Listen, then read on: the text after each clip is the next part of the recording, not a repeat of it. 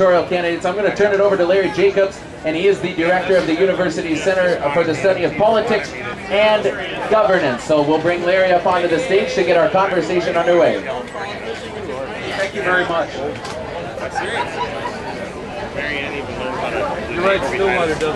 Hey folks, we got a great group of candidates here for the Republican nomination for governor. These are some of the best candidates who will be taking on Mark Dayton. There's a big battle going on in the Republican Party for the nomination, and we want to honor them and also bring in some of the other folks walking by wondering what we're going to be up to. So if you could join me in a sustained, loud applause, I'd appreciate that. Put your hands together for the Republican candidates for governor. Hey, come on, a little louder there. Woo! Okay.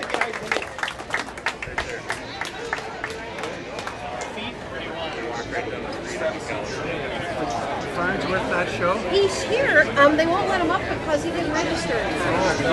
We're going to ask some questions here. We're going to get this forum with the Republican candidates for governor, folks who will be taking on Mark Dayton come next year. And first I want to start by welcoming our candidates, beginning with Kurt Zellers. Kurt Zellers, former House Speaker, 2011-2012, represents 34B in the House of Representatives, Maple Grove area. He was first elected in 2002. Next to Kurt Zellers, we have Senator Dave Thompson, who is the Assistant Minority Leader representing Senate District 58, which is in the Lakeville area. Senator Thompson was elected in 2010. He's a ranking member of the Taxes Committee, so obviously I'm sure we'll be getting into that. And then sitting next to Senator Thompson on the far end here is Commissioner Jeff Johnson.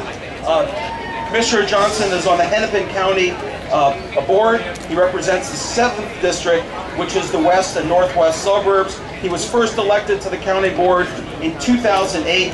He previously served in the House of Representatives from 2000 to 2006. Please give a loud round of applause for these candidates for Republican governor nomination for the party.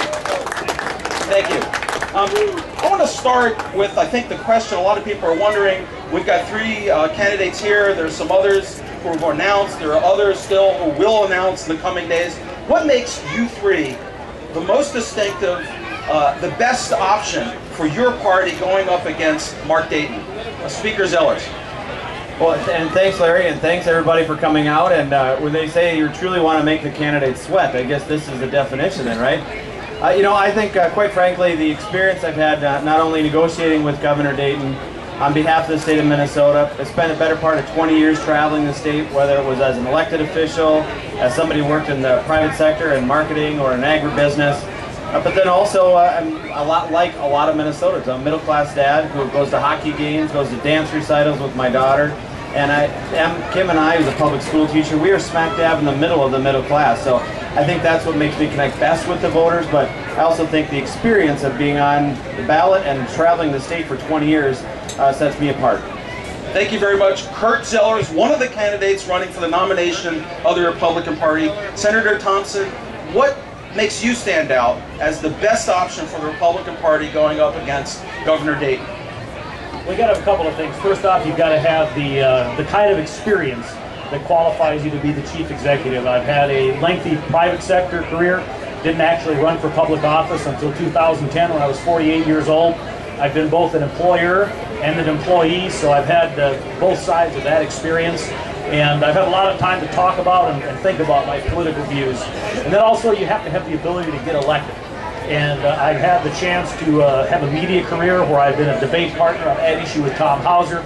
I've had my own radio program for a number of years, and I've had the ability to learn how to talk to all Minnesotans about the kinds of things that we believe in. And I believe that those are the things that set me up for this position.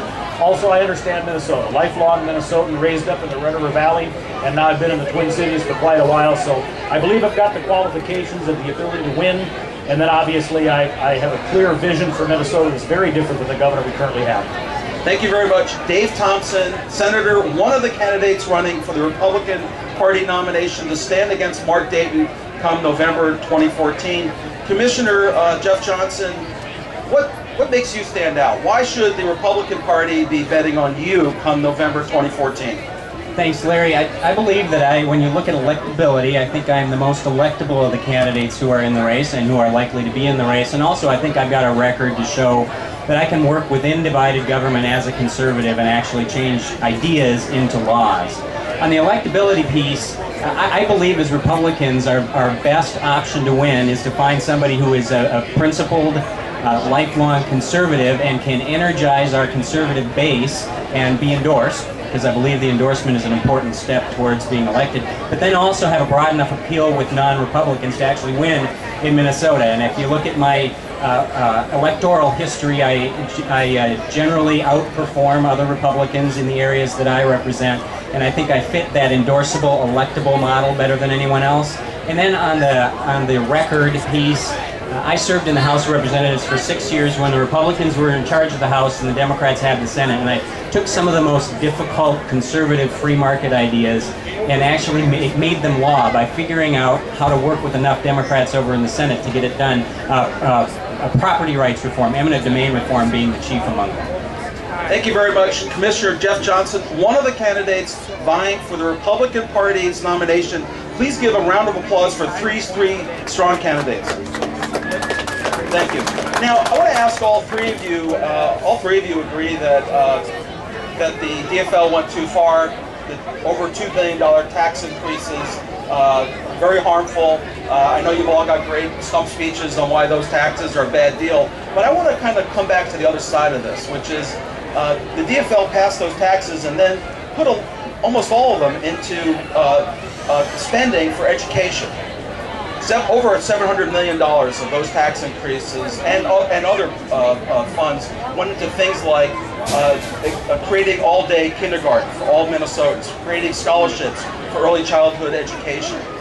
Tell me how you would handle that issue. Is it that we've got to spend less on education in order to make those tax cuts? How do you balance the books? I'm pretty good with math, so if you're telling me you want to get rid of all those taxes, I'd like to get a sense of where those revenues are going to come from. Speaker Zellers, you want to start? Sure. And you know, Larry, it is a spending problem. We ended up in the deficit that we were in because we outspent. We were handed a $5 billion deficit, turned it into a surplus without raising taxes. You know, Dave and I worked very hard while we were in the legislature, he in the Senate, and me over in the House, to balance that budget without a tax increase. And the answer is simple. If you let Minnesotans, the people who are out here today, people all across our state, whether they own their own business, whether they're a sales rep for a company, you allow them the freedom and the opportunity to go out and pursue whatever their interest is, whether it's manufacturing, whether it's sales, whether it's providing a service. They create the wealth. I think we're our DFL colleagues, and you're right, we all have a pretty, I mean, you could sum it up as in it's all bad. I mean, we got various details, but it's all bad. But if you allow the independent businesswoman or man to do what they do best, they will produce the income. And then I think it has to be focused on outcome. You know, just sending another $700 million into the education system that, and unfortunately leaves half of our kids in Minneapolis and St. Paul and challenge districts, leaving half of them behind, to me, isn't a solution. It's just Band-Aid over the old problem. But Speaker Zellers, and I'm going to come back to each of you on this, would you take away the money that was put into all-day kindergarten for Minnesotan students? Well, I think, first of all, you have to ask if all the school districts are going to take it.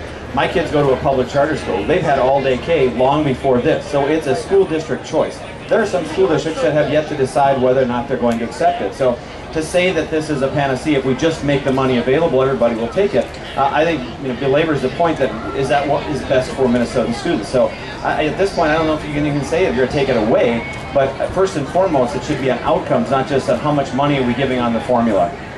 Senator Thompson, for the tax cuts, where would you spend less money? Where would you kind of make up that drop in revenue? Senator Thompson. Well, first off, Larry, we got to talk precisely about the money. You talked about a roughly $700 million increase in the formula. Let's not forget that because of the growth in the economy we saw after the budget was passed by the Republican legislature in 2011, we actually had an additional $1 billion of revenue to work with without raising taxes. So there would have been no reason to raise taxes for those of you who want that additional spending in education. We threw money at things like politicians with the PCR. We're bailing out the River Center. We're doing a lot of other kinds of things that have nothing to do with education or human services, our nursing homes and those kinds of things. Every dollar of that could have been spent on those education programs, should that have been our choice, without raising taxes a dime, and we'd have still had an additional $300 million to spend. Thank you very much, Senator Dave Thompson, one of the candidates who's vying for the nomination of the Republican Party to stand against Mark Dayton come November 2014. Commissioner Jeff Johnson, both Senator Thompson and Speaker Zellers were part of the legislature that battled Governor Dayton. And it's true that there were not tax increases, but there was a pretty significant IOUs that were set up with the K-12 system. And we're now in the process of paying that back. This surplus of $1 billion, a good part of that has been going to paying back those IOUs. Do you think that's the right way to run government? Well, I would say no, it's not, although we've been doing it for, on and off for probably 20 years, and we'll pay it off over a period of time and then restart again. And by the way, I think it's funny because we're willing to give Mark Dayton and the DFL legislature a pass on that. They didn't pay it back. They raised taxes $2.1 billion and they didn't pay back the school shift. So if we're going to complain about people using gimmicks, they use the same gimmick that has been used for several years now. So no, and I think most people probably agree that that's not the right way to do it. And hopefully going forward we won't be doing it anymore. But I do just want to mention something when you bring up education spending and all-day kindergarten. That is one of the biggest problems we have with the K-12 funding right now, is the state seems to believe that it should tell school districts exactly how they have to spend that money. And so, I don't know where I'll be in 2015 if I'm governor and creating a budget with respect to K-12 funding, but I can guarantee it's going to have a lot fewer strings attached than what we saw come out of this legislature and signed by this governor. Thank you very much, Commissioner Jeff Johnson, one of the candidates running for the Republican Party nomination. Both Speaker Zellers and Senator Thompson, we're heading into a special session. Will you use that special session to push for repeal of some of those DFL taxes that were passed earlier this year? Speaker Zellers. Yeah, absolutely, and we've been very clear about that.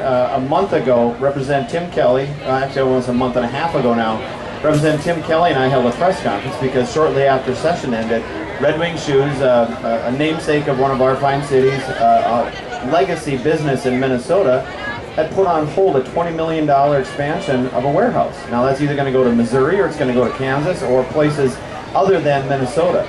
Representative Kelly and I made the point before the natural disasters that this man-made disaster from the end of session should be fixed first. While we were going to be doing it, we thought it would be, again, because business owners don't make their plans based on legislative budgets. They plan 6 months, a year, 2 and 5 years out. So when they see that maybe this tax will be repealed in April or March, maybe they'll get around, the legislature will get around to it, they're making plans based on what they know for sure, which is this tax is in place. Now, there's an old Republican politician that said, be careful when the government says, I'm here to help you, or trust me. I don't think so. Now, whether or not it passes, I'm absolutely going to introduce the bill. Representative Kelly and I have already had the legislation drafted in June, so we're going to introduce the bill. Whether or not it comes up for a vote, that's up to the Speaker and the Majority Leader in the Senate. Folks, you may know this, but there were a series of taxes passed in the spring, of course, by the DFL majority and the DFL governor, and included 3 taxes on business: a telecom equipment tax, a tax on the repair and maintenance of business and farm equipment, and a tax on the storage and warehousing of business goods. And now I'm hearing a group of DFLers, including apparently the governor, who's in favor of repealing some of those taxes. Senator Thompson, does this strike you as an example of being in support of something and then being against that something? Well, absolutely, Larry, and it's been very interesting listening to the governor on this, saying that he had no idea it was in there, he didn't understand it. Apparently he neglected to notice that it was in his February budget that he put out, the first one that he had to scuttle because of the public uprising against it. And the fact is that leadership is not only doing the right thing, it's doing the right thing at the right time. And this governor demonstrates his lack of understanding of how business works. If he believes that we can start working on repealing a tax on February 25th, that won't get repealed until sometime into March, but that's okay because it doesn't become effective until April. Well, if he had ever sat with business people in a boardroom and advised executives and CFOs on the course of their company like I have, he would know that these tax planning decisions are made months, if not years in advance in some cases. So yes, this is really wrong-headed by this governor. I put a lot of pressure on the warehousing tax because having grown up in a border community, I realize how toxic that is. He came out and said, yeah, I agree, it has to go, but not now, because we don't want to, reduce a little bit of his bloated spending increases. I think Minnesotans are going to be turned off by that. If the tax needs to go, it needs to go. Thank you very much, Senator Dave Thompson, one of the candidates vying for the opportunity to be the Republican candidate against Governor Dayton come November 2014. Just so you know, I'm drinking this really slowly. I'm not making the Rubio mistake, so I'm okay. Good. The stairs are here in case an emergency arises. Commissioner Jeff Johnson, of course, the first stage in getting the nomination is battling it out among Republicans to get that nomination, whether it's through the endorsement process or the primary process. And there are some big debates going on in the Republican Party, and I want to kind of come to you, since you're kind of outside this system, and ask you about one of those big debates, which is it appropriate for government to be in partnership with the private sector? Let me give you an example. This legislature, under the DFL, passed a bill that provides up to $355 million of credits and other forms of support to leverage a $1 billion renewal of Mayo, to keep the Mayo Clinic here, to turn that into a destination opportunity. Both Senator Thompson and Speaker Zellers voted against it, and it represents a view in the Republican Party that I think, and you can correct me if you disagree, that the government should not be in the business of supporting private business. Does the Mayo Clinic and that support that the DFL pushed through, does that strike you as the general idea of public-private partnership, or a mistake? Well, I think whenever government picks winners and losers in the private sector, that's a bad move. So I think that I agree with their votes on that particular bill. I have always believed that if government needs to step in and upgrade infrastructure, for example, to facilitate a project, that makes some sense. I do believe that some people argued that everything in that Mayo deal was infrastructure, and that is about as broad a definition of infrastructure I've ever seen. So I don't think that's the case. And the big problem that we have right now is Governor Dayton's job strategy is singular. It's providing subsidies to businesses to try to lure them here, and on his secret trips that he has once in a while. But we have created such an uninviting environment for people to start or expand a business here that that's all he's got left. I don't think that is the proper role of government, picking winners and losers within the private sector. Thank you very much, Senator Thompson. There are a whole lot of different ideas that you hear from the Chamber of Commerce, the Minnesota Business Partnership. These are business organizations and other businesses in Minnesota saying this would help us grow jobs. Mayo Clinic, a lot of support for that. The idea of taking away the internet sales tax, or imposing the internet sales tax on Amazon and others, so that our retail businesses, the bricks and mortar stores here, are not hurt. Is this, again, an area that's inappropriate for government to get involved in? Should government be a partner with the private sector, or is it just an area that the government should stay away from? Would you support e-fairness and this idea of a Mayo subsidy and package? Well, first off, I think that what you see from the business partnership, the chamber, and many business people is they're trying to advocate for and do something to mitigate the effects of the bad policies that are in place related to business in this state.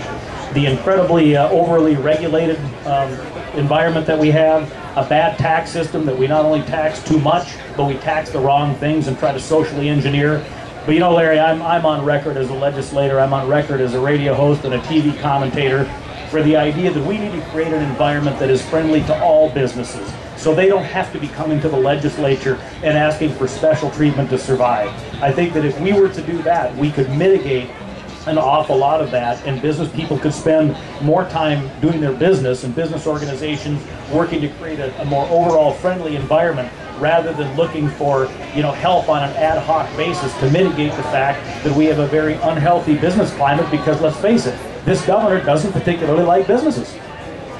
Speaker Zellers, when you had the speaker's chair back in 2011 and 12, you heard a whole lot about the e-fairness tax, which some of our big retailers, Best Buy, Target, Chamber and Minnesota Business Partnership all supported because they said it was unfair to Minnesota businesses and those bricks and mortar stores that create so many jobs in their competition with the online folks.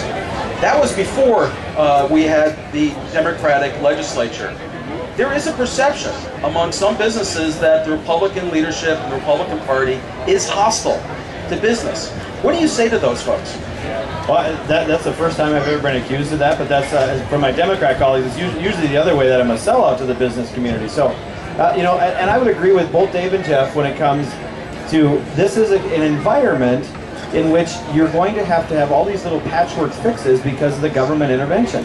I didn't believe in e-fairness, and if you want an idea of what happens after e-fairness would put into place, the day that it went into effect, Amazon.com said we will no longer give out any of these agreements to any of our providers in the state. Now, those are bricks and mortar people who produce, maybe it's a quilt, maybe it's some tourism item, but those folks who were producing products in Minnesota that were then all of a sudden sold on Amazon.com or one of the other providers now lost all their contracts. So now those folks are out of business. The patchwork approach does not work. Now, as far as the business community, and to your point about Jeff, we should chalk the field. We should provide roads, infrastructure, sewer, water, make sure that there is a facility available, whatever it may be. If it's a downtown, if it's in an industrial park, chalk the field and then let the competition take its course. Whether it's manufacturing, whether it's services, whether it's retail, the cities, the business owners, and the providers should be the ones determining it, not government. When the head of Mayo comes to St. Paul and the Capitol and says, we will leave unless we get support for this $1 billion, you know, as part of a partnership to raise $1 billion. What's your answer to them? Leave, or we're willing to chalk up the hundreds of millions of dollars to be a partner with you? Sure, and the first and absolute obvious answer is stay. We want you to stay.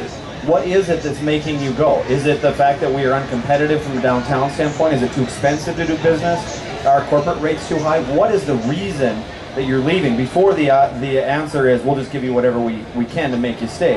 It has to be, why are you leaving? And to Dave's point, to Jeff's point, the reason they're leaving is because Minnesota is uncompetitive. Whether it's regulation, whether it's tax policy, whether it's future taxation policy, they're looking at where they can be competitive, and if it's cheaper to do business in North Carolina, South Carolina, Missouri, that's the reason they're leaving. It's not because they don't like Minnesota and love to do business here. Thank you very much. Folks, could you give a round of applause for these Republican candidates for their party's nomination against Mark Dayton? Thank you. It's a hot day. They're working hard, and we appreciate it. We're going to get to questions from the audience. We've got a few more up here, and then we'll circle the mics. I've got someone in the audience with the mic right over here. We'll get to her in a few minutes. Yep. I want to ask you about healthcare reform. I'm sure a lot of you have seen the billboards and the ads, whether it's Babe and Paul Bunyan or some of the other ads going up. And starting with you, Commissioner Jeff Johnson, there's a big debate in the Republican Party about health reform. These exchanges have been set up. Would you amend the health insurance exchange, or would you end it by repealing it? Well, the ideal situation would be to end it, in my mind. I wouldn't have signed it in the first place because it's so far from a marketplace that it makes your head spin. The Democrats and others like to sell it as it's a marketplace, it's Travelocity for healthcare, and it's far from that because it's government controlled, and only if you meet the government standards that seem somewhat arbitrary can you actually get into the marketplace. So I don't believe it can be fixed. I truly don't believe that. Now, knowing that if I'm governor, we're still going to at least have a DFL Senate because they're not up for re-election, I'm smart enough to realize that it's not going to be repealed, at least during my first 2 years in there. So I think it's incumbent upon the governor to at least try to minimize the damage and do what you can so it's less harmful and less expensive to the consumers of healthcare. But overall, it is wrong and bad policy on so many levels, it would take a while to explain it. So you oppose it in principle, but you would amend it out of pragmatism?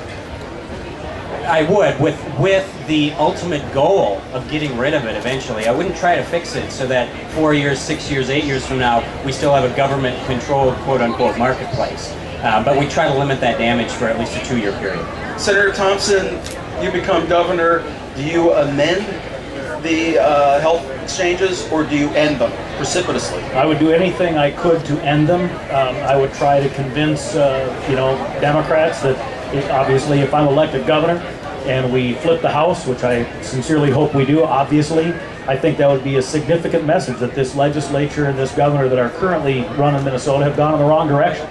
And so I would hope we could possibly get some Democrats in the Senate to work with us to repeal it. If not, certainly we at least need to scale it back so that none of the requirements and the burdens on our state go beyond the federal requirements. But beyond that, Larry, if I'm governor, I can tell you that we can't repeal what's become known as Obamacare, because that's federal legislation that, in my view, unfortunately, was determined to be constitutional by the U.S. Supreme Court. But I do think like-minded governors, and right now the majority of governors in this country are Republicans, we need to get together and talk to Washington and say, this is not the right solution for the people of our state, and push back on it as hard as we can, because ultimately the exchange, getting rid of that, won't help us if Washington continues to have its boot on us. Thank you very much. Senator Dave Thompson, one of the candidates vying for the Republican nomination for governor. Speaker Zellers, we roll out about a year from now. The party convention has already happened. We're into the primaries. I guess we'll be past the primaries by now. And let's say and I'm asking you to speculate with me, there are 2 million or so folks who have signed up with the exchange. We see pretty robust private sector participation in terms of the carriers, and we've seen the premiums not change very much. Does that change your view about the exchange, or or would you, like your colleagues here, be committed to ending the exchange despite what appears to be some evidence of its success? Yeah, the short answer is yes, because I don't think that's going to happen. You look at what's happened. We've spent now over $200 million building a website and stealing one of our Minnesota icons for a cheap, cheesy marketing campaign. Poor Babe and Paul Bunyan are out there hawking something that isn't going to work. I mean, you look at the proposal. But let me ask you this. Hypothetically, if the exchange does work, we've got 2 million people on it, we've got the IT system working, we've got premiums coming in, not much change, maybe even a little bit less than what we're forecasting at this point, and you've got pretty robust private sector participation. Does that change your principled opposition at this point? Do you have a kind of pragmatic, shift come the fall election? Sure, and I would be, just like Dave and Jeff, I'd be pragmatic about it, but I'd offer an all-of-the-above approach. When you look at what's going to happen, certain providers may or may not be included because of whether or not MNsure decides they measure up. So we may have insurance companies in the state that aren't allowed to participate. I prefer an open market. If you can buy your car insurance from a Lizard at 2 a.m., you should be able to go out and shop for your health insurance across all markets. United Healthcare is headquartered right here in Minnesota. And if you are a business owner owning property here in Minnesota and you're domiciled there, you cannot buy health insurance from what I would consider, and the providers, but also the customers say is one of the better health insurance companies in the country. That's the solution, because long term, it may work to your hypothetical, it may be okay, it may not have taken a dip, may not have succeeded, but over the long term, 20 years down the road, it's not going to succeed because the market's not involved. Thank you very much. Speaker Kurt Zellers, one of the candidates vying for the Republican nomination. Just a few more questions and we'll go to some folks in the audience who have questions. It's really interesting. We got Minnesota and Wisconsin. I know there are differences, including football team preferences and maybe their favorite foods, and some other less desirable features about our colleagues across the river here. But we've got a very striking contrast when it comes to who's in charge of government. And when I look at what Governor Scott Walker and his Republican colleagues have done in Wisconsin, it's low taxes, no tax increases. For sure, the revenue from tax increases has not happened. We've seen some pretty significant spending cuts, some very significant cuts in regulations, and other sorts of things. Do you favor the direction that Scott Walker's taken in Wisconsin? Is that what we should be doing in Minnesota? Senator Dave Thompson. Yes. My belief is that if you were to go over to Wisconsin right now and walk down the street and ask people how their state's running, for the most part, people would say that they're doing all right. And so The fact is that what we have learned by looking around the country, not just Wisconsin, they've not had the experiment in place very long. But when you look at states that are implementing pro-market kinds of approaches, Indiana, Ohio, other states that take more of a pro-market, pro-freedom, pro-liberty perspective, that's where employment is growing. That's where hard-working taxpayers are wanting to go to earn a living and raise their families. When you look at the states that go the other direction, Illinois, New York, Massachusetts, California, they're getting into intractable, repeated budget deficits because when you raise taxes, eventually the people that are earning the money run out of the money. So absolutely we should be going in that direction. Speaker Zellers, do you also agree that Minnesota ought to be going in the direction that Scott Walker's taken Wisconsin? Well, I agree with Dave, absolutely. You look at, it's not just Scott Walker, it's North Carolina, South Carolina, Indiana. Mitch Daniels has been doing this now, very quietly actually, but been doing this for years. And what have they seen? Over the period of time, they're moving businesses from Illinois into Indiana. South Carolina, a good friend of mine works in North Carolina Business Committee in Research Triangle Park, where a lot of my former clients from the private sector work. They're up recruiting all over the Midwest. They're in Chicago now because Chicago's a bigger mess than coming this far west, but they're also recruiting in California. And capital is a coward. It's not going to go where it's difficult to do business, where it takes a long time and there's a slow return on investment. So what they've started, and they're only 2 years in, as Dave said, but you look at a long term over the next 4 years and over the next 6 years. The example is Mitch Daniels. Texas is another example, but Governor Perry inherited a lot from there. He's continued it, but if you look at where the business expansion is, go ask a site selector. Many of your students probably have gone to some of these companies now, maybe as site selectors. That Medtronic looked to site a new facility in the country. Minnesota didn't make the top 100. So whether it's Scott Walker, Mitch Daniels, Rick Perry, whoever the governor is, Governor Sanchez down in New Mexico, you look at where the businesses are going, it's not going to be to these high-tax, high-regulated, overburdening states. Thank you very much. That is Speaker Kurt Zellers, one of the candidates vying for the Republican nomination for governor. Commissioner Jeff Johnson, do you also believe that the direction Minnesota ought to take and that you would take the state if you were governor should be towards what Scott Walker's been doing in Wisconsin? Yes, although sometimes I think we like to use Scott Walker as a lightning rod somewhat because of his personality or how he goes about things. But certainly the philosophy is right, and you can't deny the facts. If you're willing to look at states long term, not today or next year, but what happens long term when you have several years in a row of pro-market strategies, less government strategies like that, those are the states that grow. And we can say, I've heard some people say, well, compare this particular statistic about Minnesota and Wisconsin today, and Wisconsin's looks better. And where you look at another one, Minnesota might look better.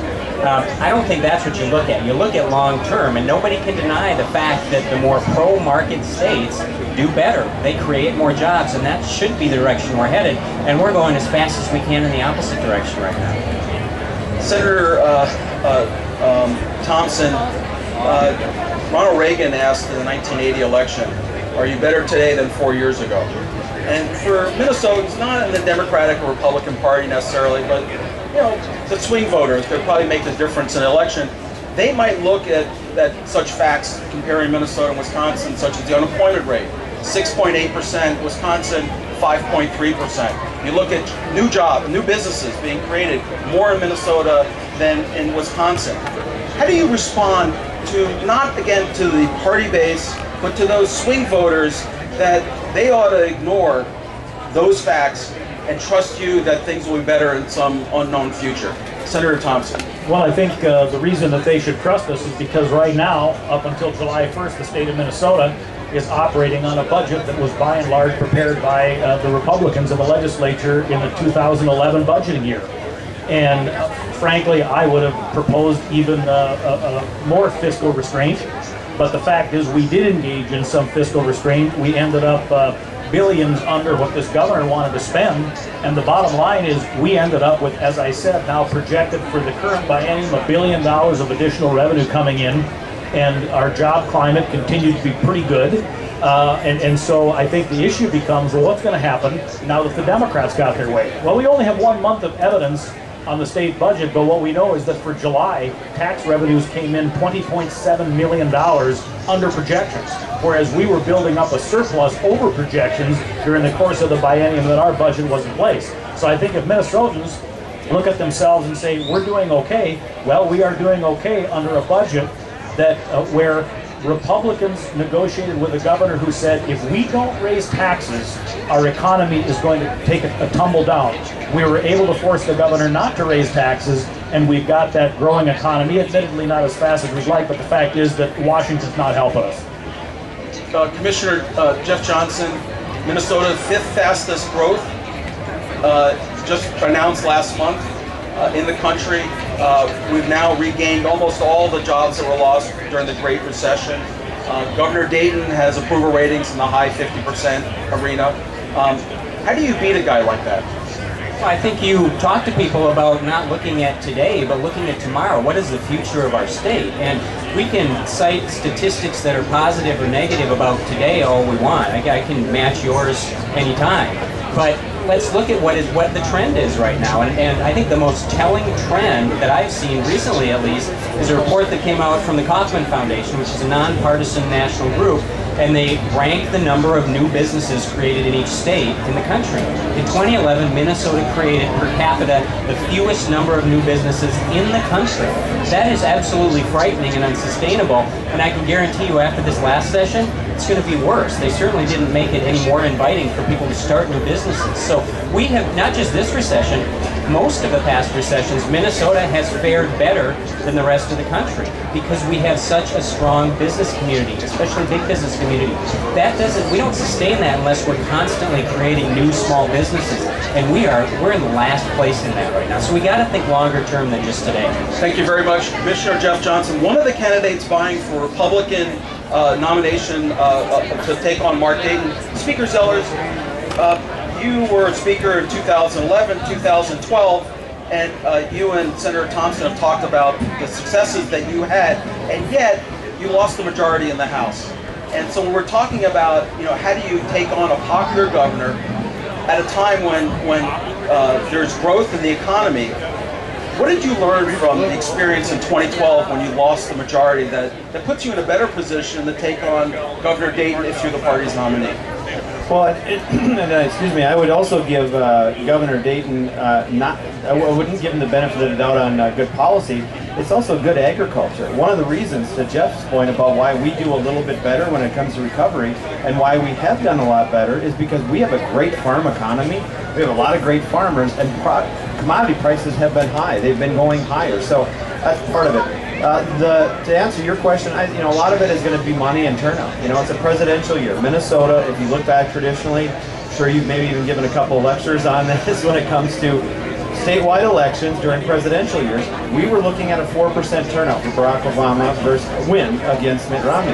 We came in at over 8.5. We were outspent in a number of races, almost 2-to-1, over $100,000 more on a state house race that all three of us have run. It pays $30,100 a year. You're spending $140,000, $136,000 on that. Maybe it's not about the seat; it's about the agenda. So I think that's a lot of what we saw. My lesson learned is to appeal to the voters to go out more often and be with the voters versus being in the Capitol or being with having policy discussions. Go out and meet the people, and they'll vote for you.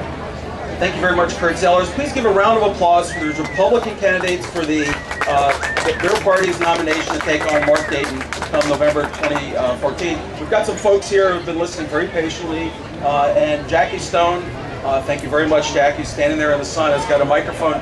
She will hold the microphone, and we would ask you, if you'd like to ask a question, less on the statement, more on the question, to these three candidates, please do so. Jackie? I'm from South Minneapolis. Thank you. We got three great candidates, so that's the first thing I want to say, and we'll be much better than Hawaii, Massachusetts, New York, Illinois, if one of these three great candidates gets elected. The thing that I have a question for is, both you guys, all three of you great candidates, Jeff from Minneapolis, Senator Thompson from Lakeville, Mr. Zellers from Edina, are you going to have to pick somebody outstate, like from St. James or Baudette Lake of the Woods in that area, to be a running mate? And how about the guy who goes to work every day, and says to himself, you know what, the casinos, the Native Americans aren't paying enough, even for the stadium. Come on, these guys aren't paying. Would you rework legislation if one of you three great guys were elected governor? And wish you all the best, safe travels and everything else on your journey to the state capitol. Thank you very much, Tom. Let's take on this question of casinos. Is this one of the things that you would look at renegotiating as a source of revenue? Of course, Governor Valenti spent a lot of time, and didn't end up making the jump, but he spent a lot of time thinking about it. Commissioner Jeff Johnson, casinos, would you reopen that with the tribes or not? Absolutely, I would try to reopen it, although they're half of the contract there, so it makes it very difficult, but I'd certainly push for that. We had the worst deal in the country, frankly, that was negotiated 25 years ago. I have not, however, been a proponent of expanding gambling to benefit the government, state of government coffers. I don't believe we need a new source of revenue. I don't think that's the problem that we have right now, but I'd certainly reopen the compact negotiations. Senator Thompson, would you reopen it, and if so, for what purpose? Well, yes. I mean, I think that we do need to look at the deal that was struck. I believe it was back in the 1990s, if I remember correctly, and we need to look at it again, not for the purpose of expanding gambling, but for the purpose of potentially making it a more fair deal. Now, the fact of the matter is that the state doesn't have much of a bargaining position on that because a bad deal was signed, and it's a deal. But certainly you would hope that maybe the tribes would be willing to come to the table and talk about some things. There's no doubt about that. It's not a good deal. Speaker Zellers, I have a hunch I'm going to hear the same general position from you, but I want to ask you to draw on your expertise from when you were Speaker in 2011 and 12. How do you manage the politics of the casinos? I mean, one of the things that's so striking is the opposition comes from a very wide group of people in opening up, including social conservatives and some Democrats who just don't believe in gambling. So how would you approach and pass legislation, if you were governor, to reopen that negotiation and force the tribes to come to the table? Well, and Dave's right. We don't have a lot. It's a deal that's been struck, and a lot of this is a deal that we signed, so we don't have a lot of authority, quite honestly. And yeah, you're right. We had a member from Rochester, Republican, who wanted to end all gambling, and that includes not just the casinos. That includes the lottery. That includes scratch-off games. Met also with another, what I would call inner-city Minneapolis DFLer, and said that we agree on this. Let's get rid of it. From my perspective, especially based on where our state's going to be, my focus will be more on the economy. It may not be a good deal, it may not be the deal that we like, but it's the deal we have, and I think our focus needs to be on bringing jobs into the state, not renegotiating bad deals. And from my perspective, there's lots of things that Rudy Perpich did that were wrong that I would go back and negotiate, but if we spent all day doing that and Mark Dayton's on top of it, I would actually never get to my agenda, which is going to be jobs and the economy. Senator Thompson. Yeah, if I may, I'm sorry, but the gentleman also asked about Lieutenant Governor and the other part of the state. As a little tyke, I lived in Little Falls, Minnesota. My parents owned a motel there. Then later on, my mother and my sister and I moved up to East Grand Forks. So I literally married a farmer's daughter. I jokingly say I don't have to do the photo shoot on the John Deere because I've actually been in my brother-in-law's John Deere. So I have a little understanding of the state, but certainly I don't think people should do things for political reasons, but I think it's very important to understand that this is a big state, farm economy matters, and I think we definitely need a perspective from all over Minnesota. Here's a fun fact, folks. You may not have known before you came to the State Fair and listened in on these Republican candidates for governor. Both Senator Thompson and Speaker Zellers went to the University of North Dakota in Grand Forks. Go Sioux! Now, we're here at the University of Minnesota Stall, so I'm just going to point that out. No prejudice at all. Let me answer the question about Lieutenant Governor. Oh yeah, sorry.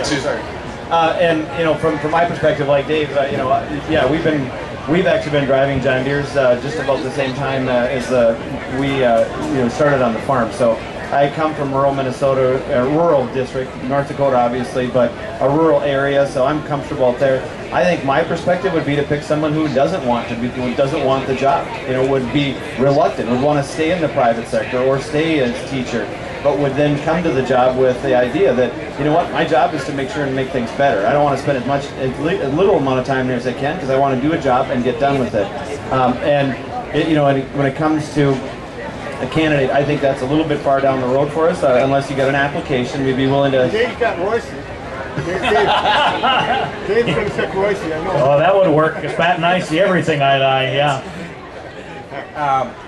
Well, I don't know that I can out-rural these guys, so I won't try, but I grew up in greater Minnesota too, and my family's up there. But when it comes to the question of winning the election and you pick somebody from a certain geography, I think the key to us, for Republicans, in winning the election is that we don't spend so much time talking to ourselves. That's what, unfortunately, the endorsement process sometimes engenders, is that we are talking to conservatives about what the future of the state should be, and to win the election, we got to talk to non-conservatives about what the future of the state should be, and we've got to explain to them in very personal, relevant terms why a conservative free market philosophy actually benefits them. So that's something that I've been trying to do throughout my career, and that is why I think I generally outperform other Republicans. But let me pick up on this issue that Commissioner Johnson just raised, which is the nomination process. 3 years ago, when we had a governor up for elections, we had a process in the Republican Party that had been around for a long time, which is you go for the convention, you get the endorsement, that settles it. And so Marty Seifert, who a lot of people thought would be a stronger candidate for a statewide race than Tom Emmer, Marty Seifert did not go to a primary. But I am now getting a strong sense that there are going to be a number of candidates, including some of you, who are not going to abide by the party endorsement. I want to know what's going on. Why is it that the party endorsement process appears to be breaking down? So will you abide by the process, and if not, why not? What's going on? Speaker Zellers. Sure, and for me it was a conversation about what is going to happen and what you'd like to happen. I wish it was all of us abiding by we're going to abide by the endorsement. One of the candidates has already indicated, a candidate that may or may not get into the race, or two have said that they're going to go right to primaries too. I think some of it is a function of whether the party has the resources to help us out. It's no great secret that we are substantially and woefully in debt. What resources is the party going to bring to that?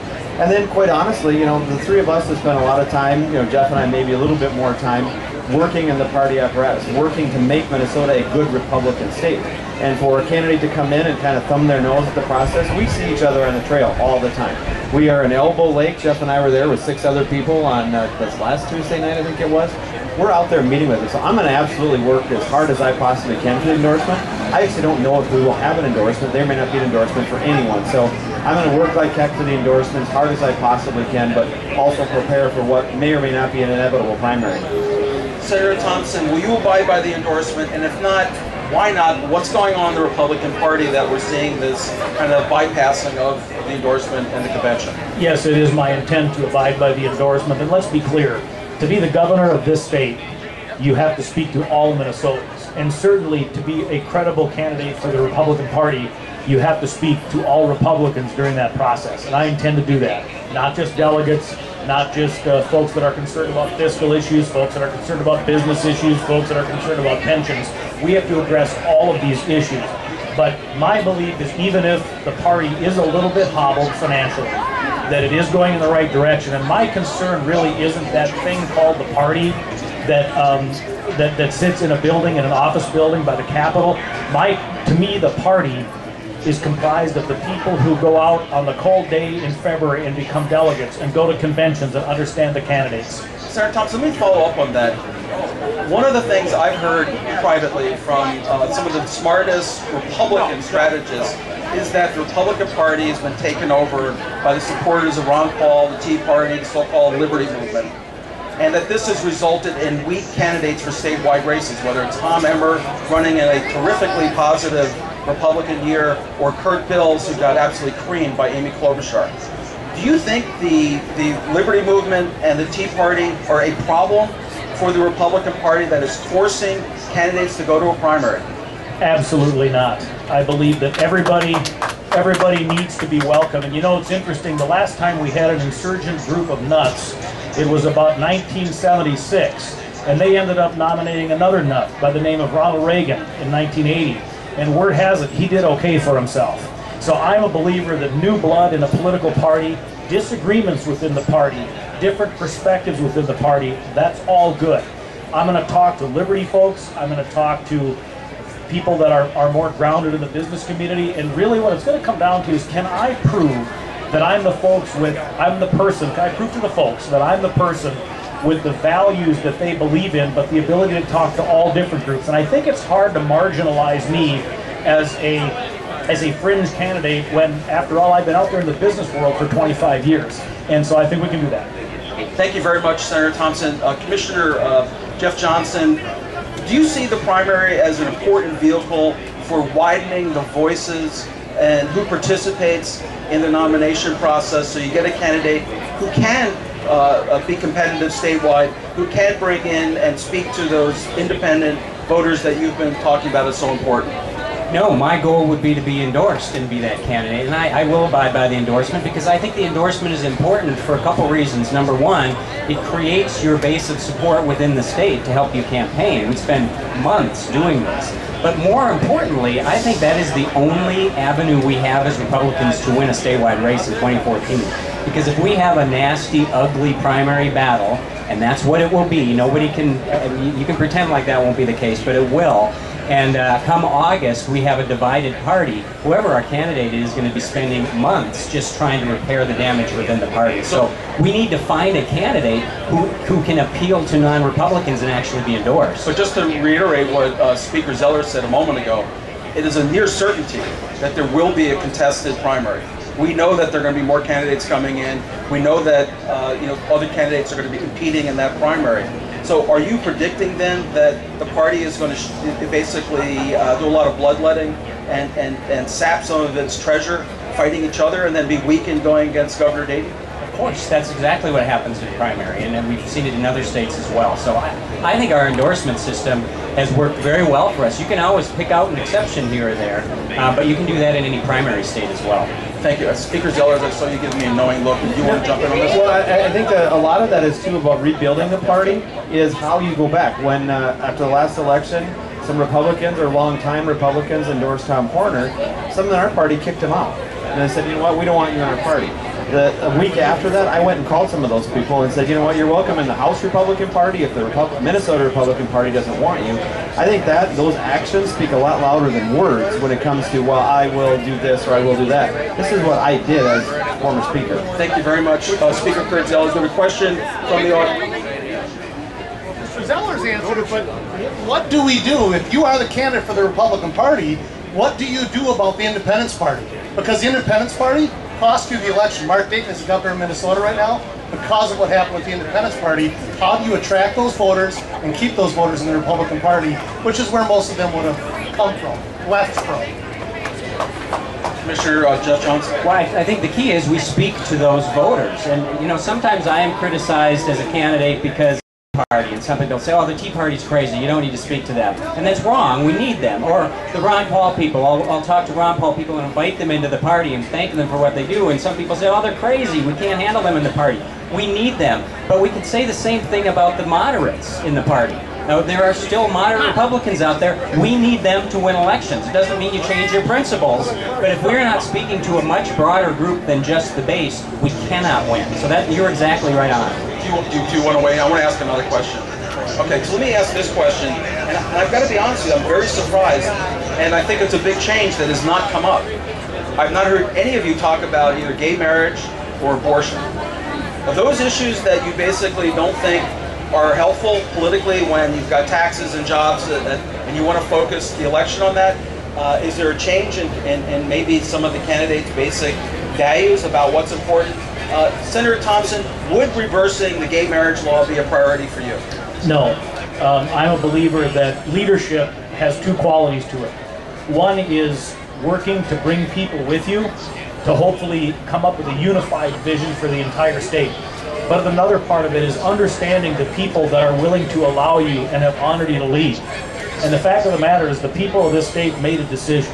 They made a decision last November in voting down the marriage amendment that would have defined marriage as the union between one man and one woman. They put people in charge that passed the same-sex marriage bill.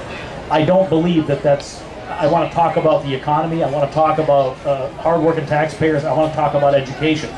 With respect to abortion, it's not an issue. The Supreme Court has ruled it to be a constitutional right.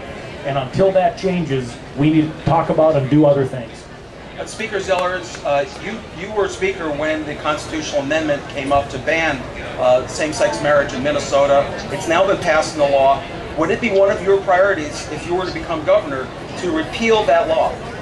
No, I think it's the law of the land. It's been decided. You know, we went to the people. We let them vote. I come from a state that has initiative and referendum. They vote on a lot of things, taxes, policy. I've never been afraid of letting the people have their voice and vote. I also think we have a job to do. That's what they elect us to do, to go down there and decide these issues. But I don't think you should ever have a fear of the voters.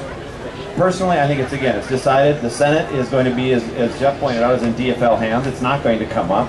We need to focus on Minnesota competitiveness. It's been decided. It's the law of the land. Let's get back to what makes Minnesota competitive, which is lower regulation, a better career, not just a job. As a friend of mine said, any of my kids who get a job digging a ditch, you know, working out here selling French fries, but I want their career to be here. After they graduate from the University of Minnesota, I want them to go to work for a Minnesota company. That's what people are focused on. Thank you very much, Speaker Zellers. Commissioner Johnson, we're almost out of time here. We are out of time, actually. And the hook is I can see it emerging. Let me just ask you quickly, for the part of the party, you've talked about the Big Tent Republican Party, but the important part of the Republican Party that are social conservatives who come from the faith community, when they look to you, can they be confident that they will have a pro-traditional marriage, anti-abortion governor in office, or is that not something that's going to be a priority for you?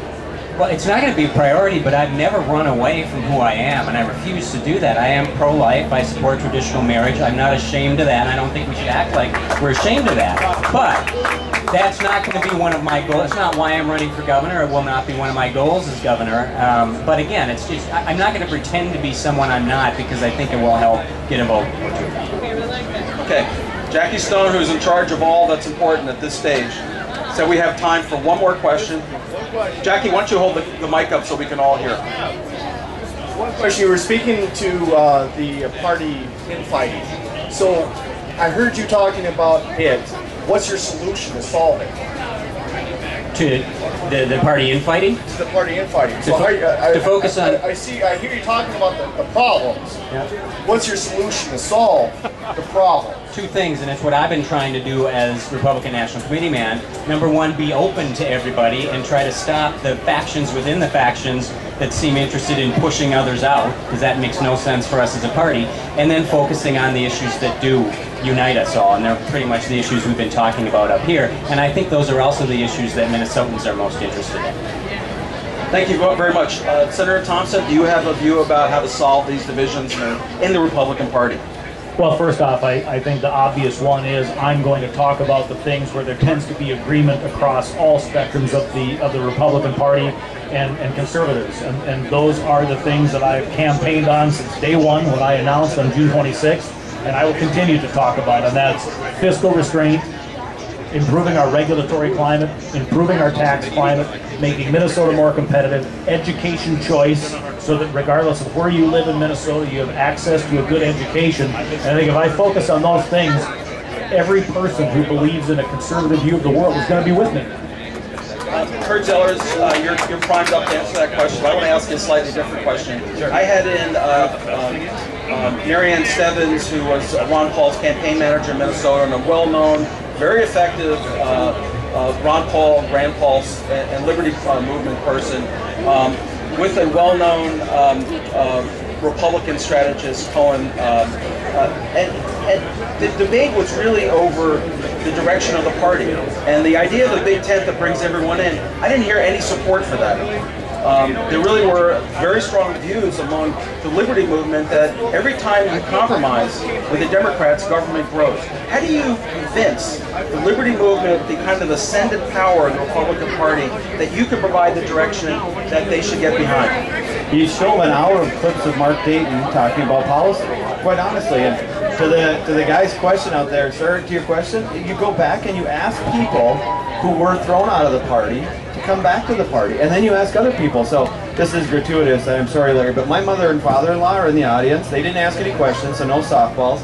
But there are a lot of their friends that aren't involved with the Republican Party and don't like some of the things that Republicans have been talking about. If you go and listen to them, listen to the guys in the audience about what's important in Minnesota, and invite them into the party, not this mutual circle of, well, you're not conservative, and no, you're not conservative. The only thing that I've found that purity works well with is priests and with cults. And in one case, it's not, it usually doesn't end well. And wives. and wives, exactly. I got a question Exactly. for you. Wait, we're actually out of time. There's a whole group of folks here. But The way it always works. Why is it we're always out of time with the guys who are running for the political party? we've been here an Why hour, don't my they friend. talk to the other Anyway, people? they'll be right here. They can answer some more questions. Yeah, all right. I do want to let you know that at 2 o'clock we're going to have a group of legislators. Here are some of the, I think, the brightest folks we've got in the legislature, both parties. 2 o'clock right here. If you want to know where we're going in 2014, this is the place to come. We've got fans here to keep you cool. Please grab some. They've got some of the programs we've got coming up in the fall, including one of the smartest Republican strategists I know in the United States, Vin Weber. We've got Norm Ornstein from the American Enterprise Institute. We are going to have the commissioners of revenue from Minnesota and Wisconsin coming in to debate about the two directions the states are coming this fall. Grab a fan, get the programs, and I really want to give out two thanks. First, I want to thank the families who are supporting you and the other candidates. Those of you who are on the campaign trail, this is brutal in a family, and I want to take the opportunity of thanking Kurt Zeller's family for being here. And I want to thank each of you for taking some time on this hot day to visit with us. Thank you very much, Commissioner Jeff Johnson, Senator Dave Thompson, Speaker Kurt Zellers, all candidates for the Republican Party nomination.